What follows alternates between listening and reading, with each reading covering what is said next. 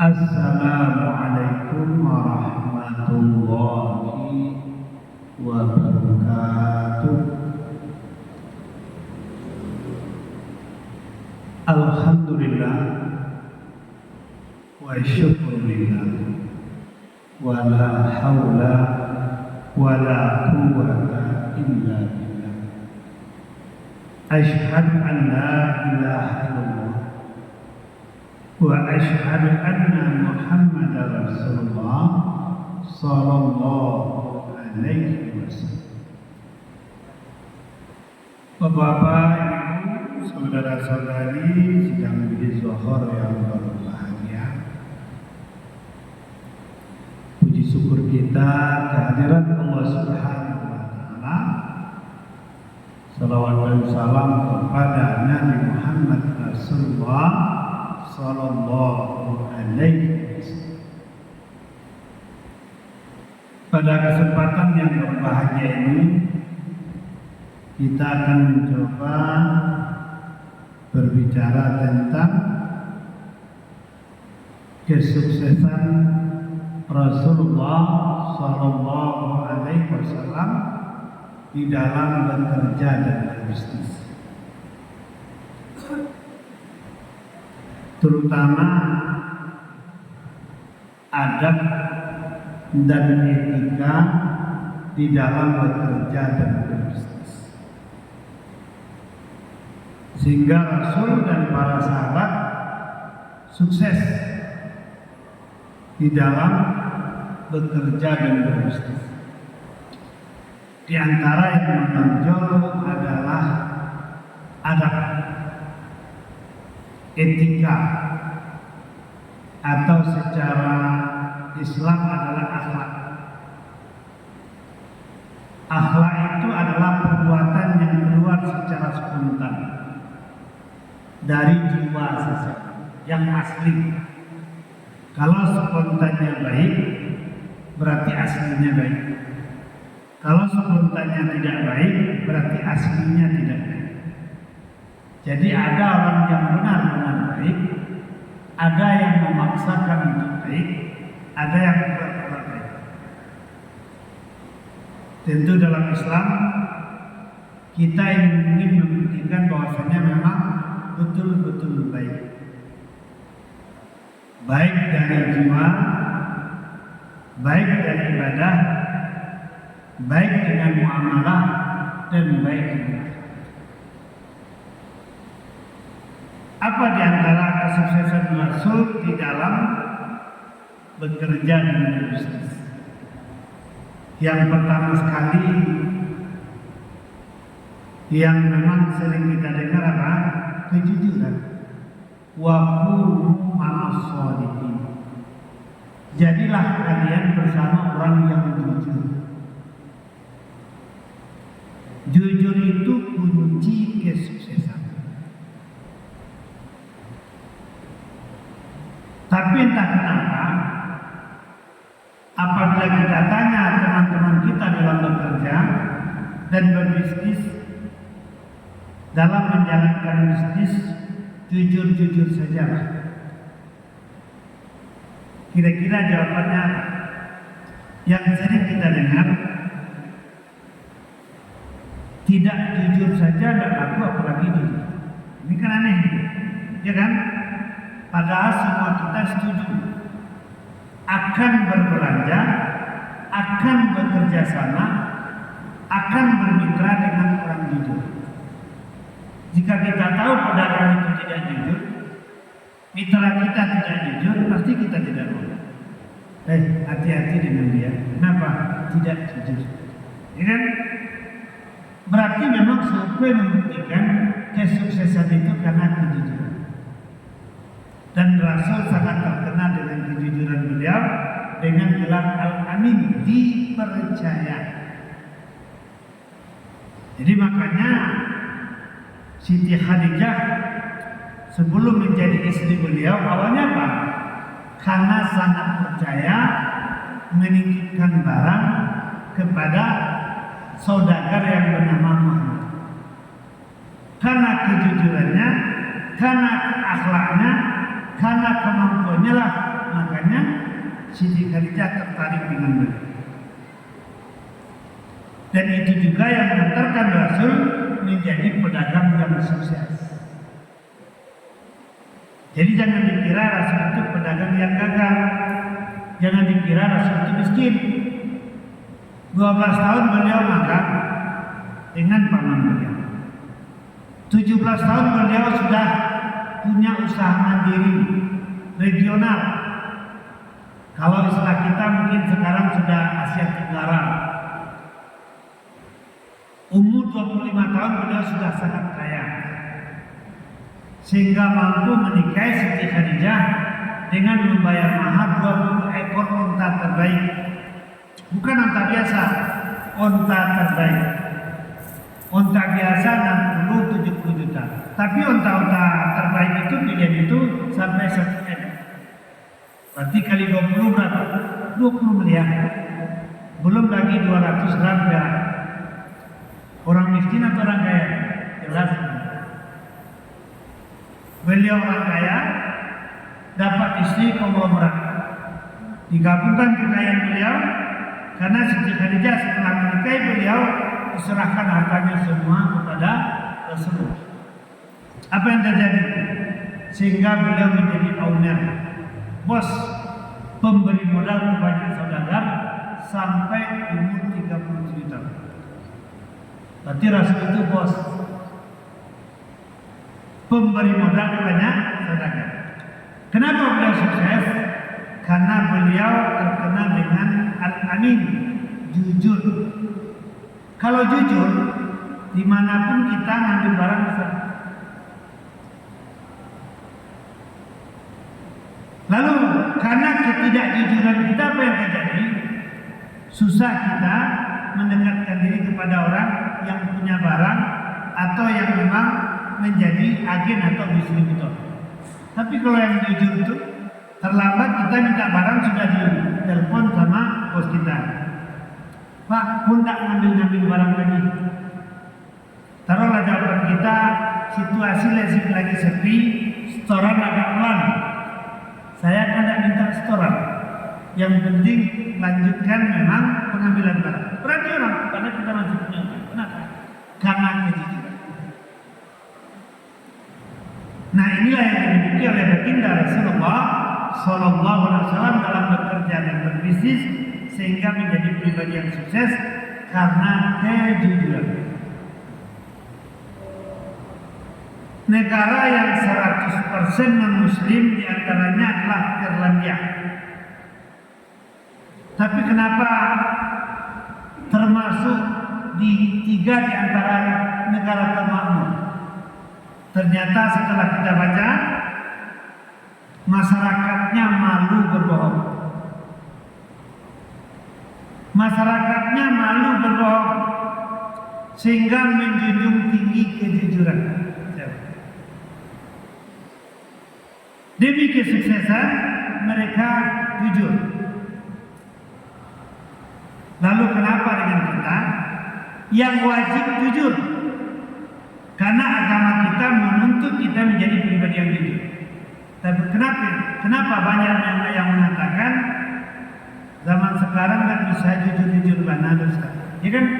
Nah, ini kan pemahaman mentalitas yang sangat salah. Karena Rasul dan para sahabat menunjukkan kesuksesan karena kejujuran. Kita pasti ingin istri jujur, suami jujur, anak jujur, pemimpin jujur.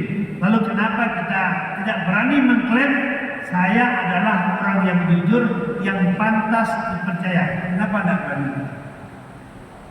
Ragu kita untuk jujur, padahal jujur adalah kunci kesuksesan.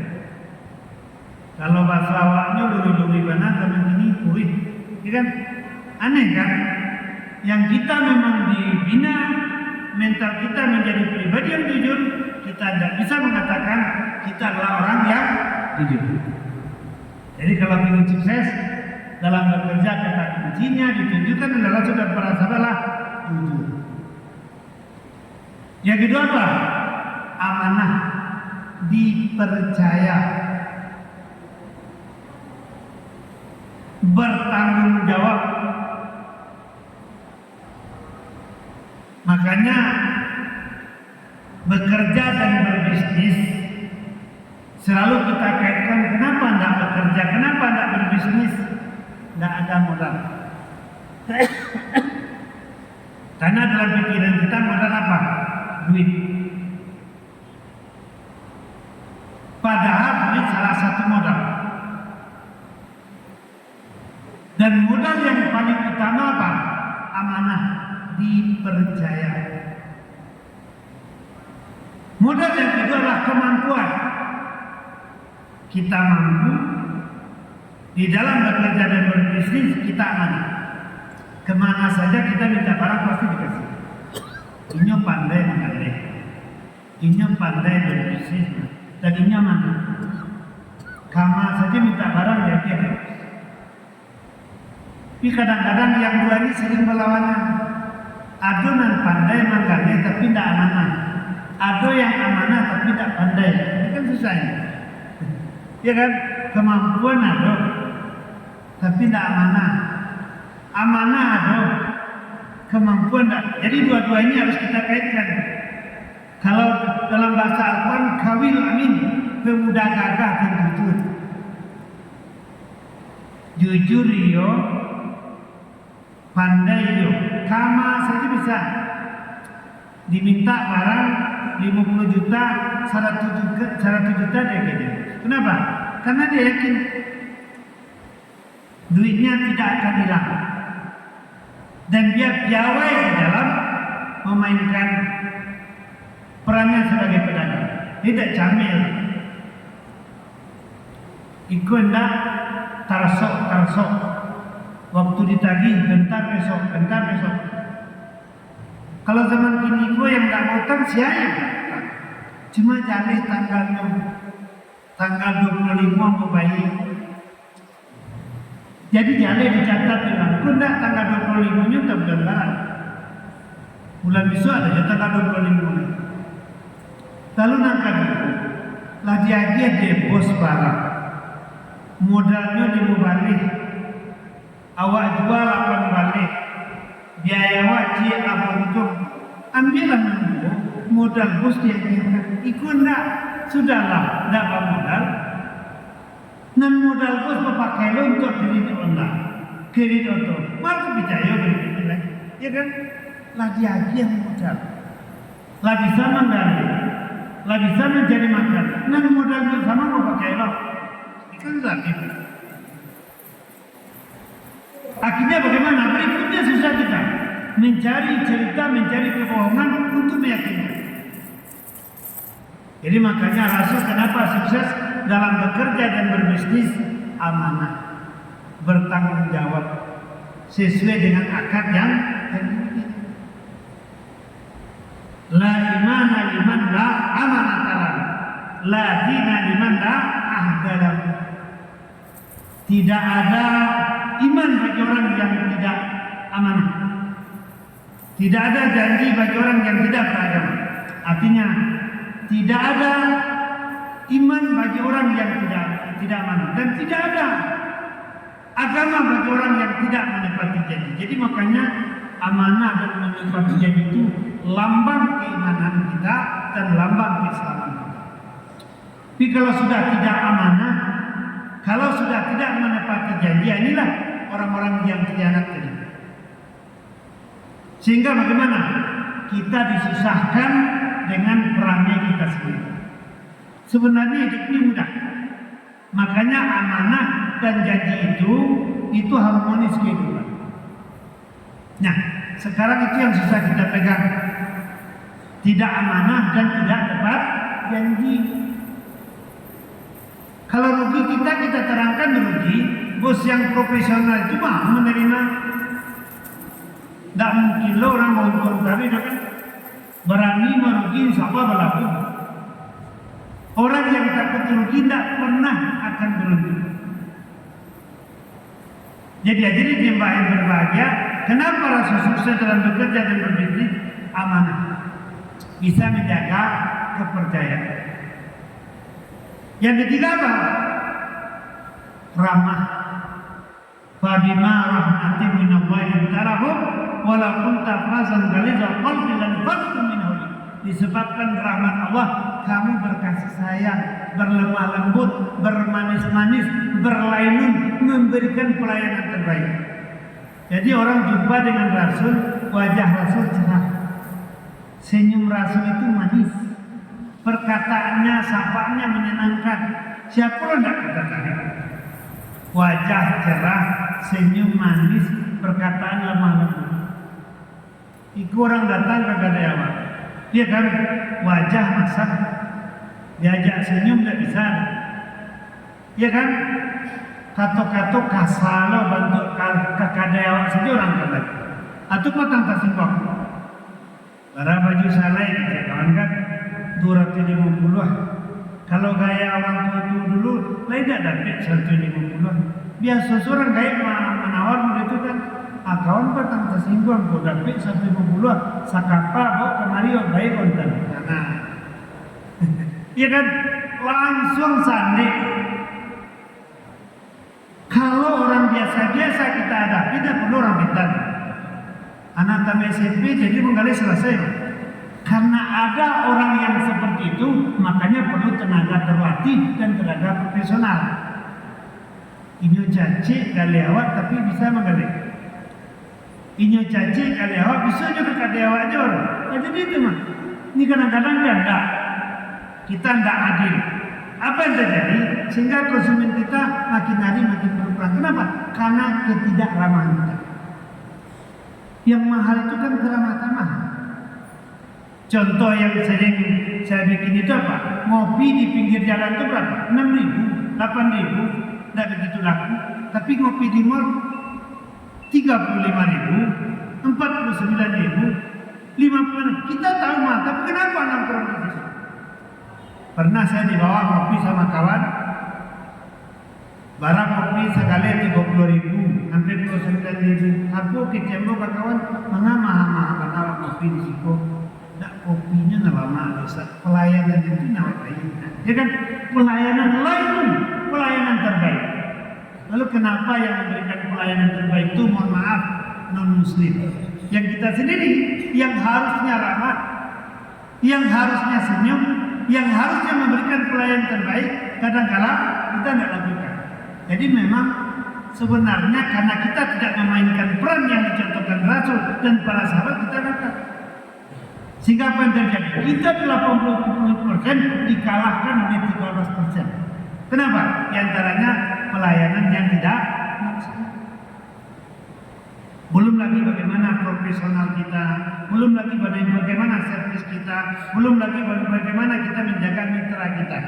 Jadi hal-hal yang sudah dilakukan oleh Rasul, yang dilakukan oleh para sahabat sehingga mumpuni dalam bekerja dan berbisnis, kadang-kala kita tinggal kurang.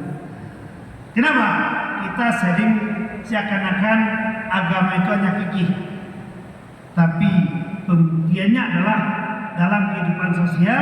Di antaranya adalah dalam bekerja dan berbisnis, adab, etika, akhlak dalam bekerja dan berbisnis. Mari kita buktikan bahwasanya kita betul-betul muslim sejati, sehingga kejujuran, amanah, pelayanan, profesional, servis, ukhuwah dalam bekerja dan berbisnis, pasti kita akan memimpin bisnis dalam kehidupan ini dan memimpin ekonomi umat secara global. Kenapa? Karena kita 87%. Banyak maaf wabillahi taufiq hidayah. Assalamualaikum warahmatullahi wabarakatuh.